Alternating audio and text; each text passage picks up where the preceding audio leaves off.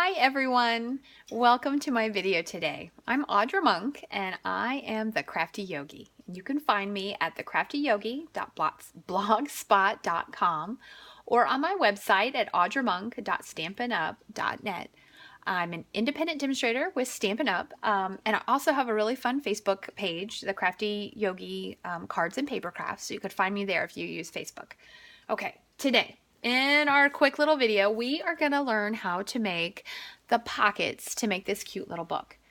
What I came up with, I've jumped a little bit on the bandwagon of I'm bringing birthdays back, which a lot of Stampin' Up! Demonstrators are talking about.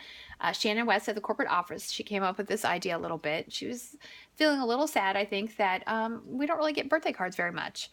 And a birthday card can really make your day. So she's talking about people sending more birthday cards and that we should send more cards and, you know, maybe not always be on our electronics. So anyway, I thought, well, what are you going to do? If you're making a bunch of birthday cards, sometimes you make one and it's really for a specific person. You make one and you're like, oh, my Uncle Tom would love this card, or this one's perfect for my mom.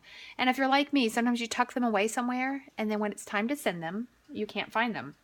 So what I came up with was an idea to make a booklet of pockets. And the pockets open at the top so that you can slide your handmade birthday cards in there. I decorated the fronts just a little and put a little piece of paper here where you could write the names for the people.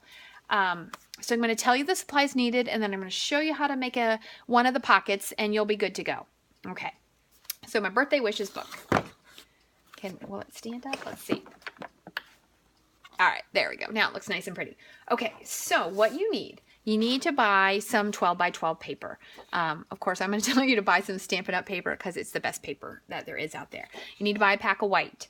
I don't know how many sheets come in there. But anyway, you need 6 of them. So I think it's 12 sheets in a pack, actually. So you can make 2 books. You can make one as a gift and give it to your mom for Mother's Day. How awesome would that be? Okay. Anyway, you need 6 12 by 12 sheets of paper. And you're going to cut them in half, so they're 6 by 12. Next, you need 24 pieces of paper, 6 inches by 1.5 inches, and we're going to score it at 3 1/4. And I'll show you how to do that in just a moment. The cover. This is where being a good scrapbooker or a good crafter is. You use all of your supplies. The cover. Oh, you can't see it on that one. This one is super funny because I actually mounted it the way I would tell you not to mount it. I would say mount the white out. But look at this. It shows you what it is. This is from a pack of designer series paper. It's a nice thin little cardboard, and it worked really great to back my cover and to back the back. So when you mount it this way. It says that the back is clear. It's only going to be one piece that will have writing on it. So you're going to need that. Okay, so how do we make these pockets? We take our 6 by 12 piece of paper and we fold it in half. Where is it? There we go. We fold it in half. And then you take your bone folder and you smooth out your seam. Okay, next, your 24 pieces of paper. You're going to take them, and I'm going to just score one for you. And you're going to score them on your scoreboard at 3/4 an inch. One thing I really like about the Stampin' Up! Score board is the little markers. So I can mark that at 3/4, so I can do a whole bunch and I'll know exactly where it's supposed to be. Okay, see if I can do it properly for you here. Of course not. Okay, so I'm going to do that 24 times. Next, you're going to take those little bits and you're going to fold them in half. And you're going to smooth them out. Okay, and I have one that I already did here with it. Okay, adhesive. This one I ran a piece of our tear and stick tape on it. You could do that to all of them. Or, you know that I'm loving the fast fuse, you could do the fast fuse. Okay, so here's the deal. Put your adhesive at the edge. Same thing with the fast fuse. When you put it on, put it at the edge. Okay, and then my next tip is only do 2 of these at a time.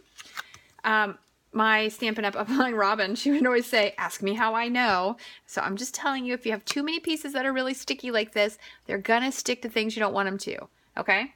So only do 2 at a time. Next, take your piece of paper. The seam or the holes are going to go at the fold.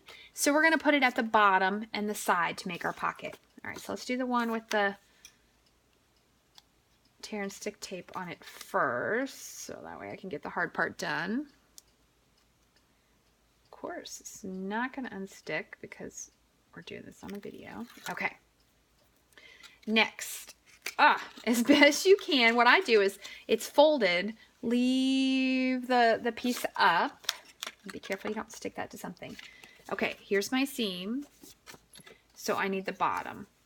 And then you're going to put it, you know, I'd say maybe 1/4 of an inch from the bottom. You're going to stick that on. Okay, and then you're going to stick down the top. Remind yourself again, okay, here's where my holes are going to go. You got your second piece, same thing. Fold it so it's sitting up like that. And you're going to put it about is the deal, 1/4 of an inch down. Stick it down, stick the top down, and then look at that. You have a pocket. Okay, you have a pocket. It looks like this. See, lots of pockets. And look at this one. If you get it crooked, you know, you could remake the whole pocket, or sometimes you could just be like, hey, is it going to hold the cards? Yes. Is anyone really going to notice? Probably not. And you could just go with that. Okay, next thing. I put a little washi tape because I thought it would help reinforce the edge. And so, you know, coordinate your washi tape to your DSP. Whatever you're going to use would be nice. Or make it totally crazy and use up all your scraps. Totally up to you. Okay, next, the holes. That's really the last part you need to know. This is going to use these binder clips that open and close. I would say go to an office supply store. I got these at Michael's, which was kind of cute because they're black, but it was literally the only pack they had in the store. Okay, so you'll need those. For the envelopes with a strong paper hole puncher, you can punch your holes. I'm going to use this one to kind of help me guesstimate where to put my holes. Okay, and then I'm just going to be like, all right, that looks pretty good. Don't put it too close to the edge because, you know, you don't want it to rip. And it doesn't really matter if it's exact because of the flexibility of the it just being the binder circles. Okay, so there's my holes. Now my tip for the cover. The cover is thicker. It's at least the cardboard and a piece of cardstock, so it is thicker. So this is what I came up with to do. This is my back cover. I attached it just slightly crookedly, so maybe yours will look just like mine. I'm going to use this as my guide. I'm going to bring my hole punch, and I'm just going to push. See? Oh, no way! It went through. Okay, so I got really, really lucky. On this one, I won't go all the way through, so I can show you what I did on my other one.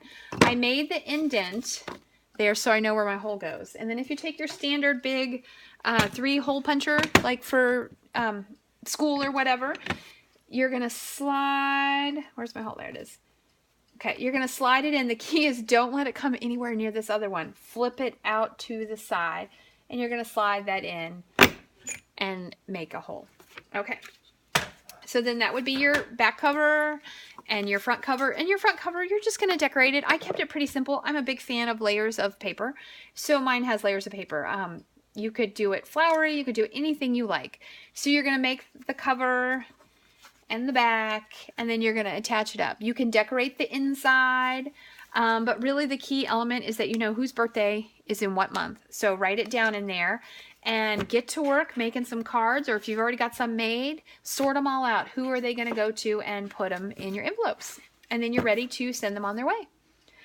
All right, cool. So I'm Audra Monk, the Crafty Yogi. Today we made a birthday book to store our birthday cards. And I hope this was helpful to you. And if you have any questions or you need help with anything, please just let me know. Thank you, and stay crafty.